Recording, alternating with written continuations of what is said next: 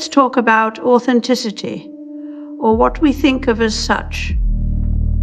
In product design, vintage textures and CRT screen simulations aren't just aesthetic choices, they're psychological tools.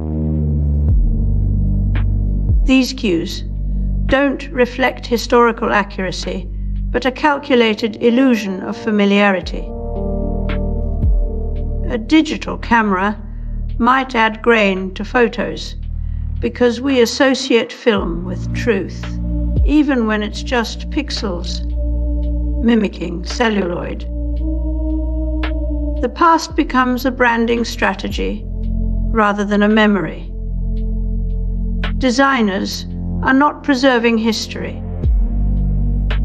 They're repackaging it for maximum emotional efficiency.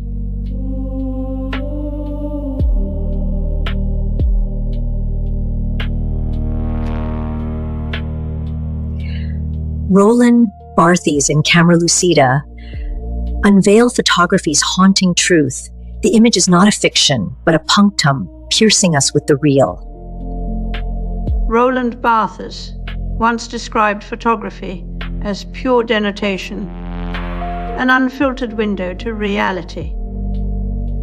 But what happens when that same clarity is used not to reveal, but to feign? In a world of curated aesthetics and digital pastiche, the punctum, that detail which jabs at memory, is no longer accidental. It's planted. Grain filters mimic film. Handwritten fonts suggest human touch. Even our flaws are turned into virtues. Crooked teeth become signs of authenticity in an era that craves it all too often. For Barthes, the photograph's strength was its refusal to lie. It had no codes, only raw truth. But today's design inverts this logic. The grain you see isn't a relic, it's an algorithm. The font you think is handwritten, a vector graphic. What we're told are authentic moments. Coffee stains on digital mock-ups, faded textures, have been designed down to the last detail. Nostalgia is no longer memory, it's marketing.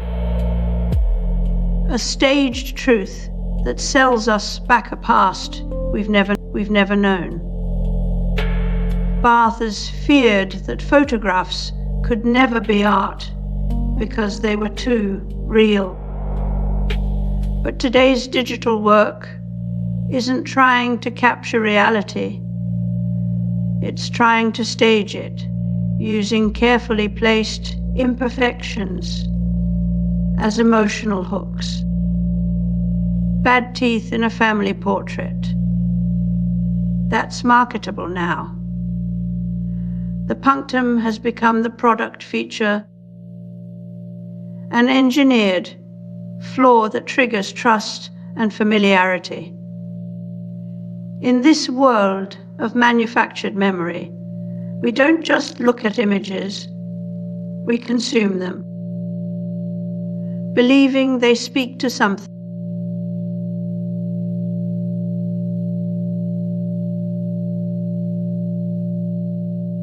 We have a new human being, and that's Chris Potter of Memetics Corporation, a new synthesizer, the Yamaha DX100, and a new computer, the Commodore Amiga. Neil Postman once warned that technology would redefine not just how we remember, but what counts as memory itself. Today, his fears play out in algorithms that curate our pasts, deciding which moments are worth keeping and how they should look.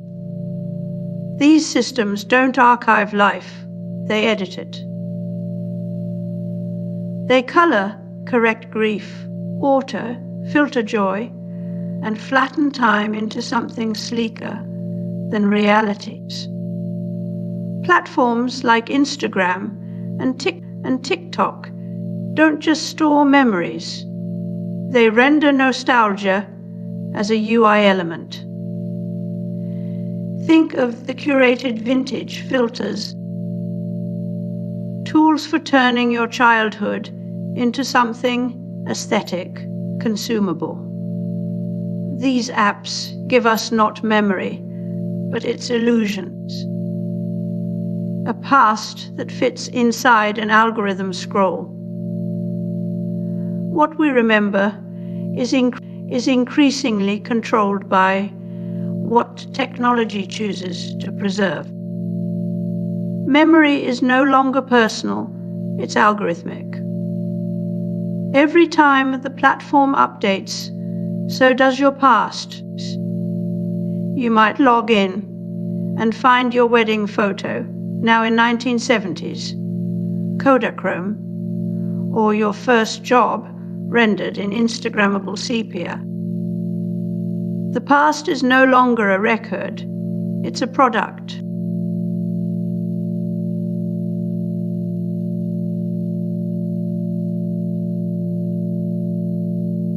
Modern packaging does more than wrap and hold and conceal.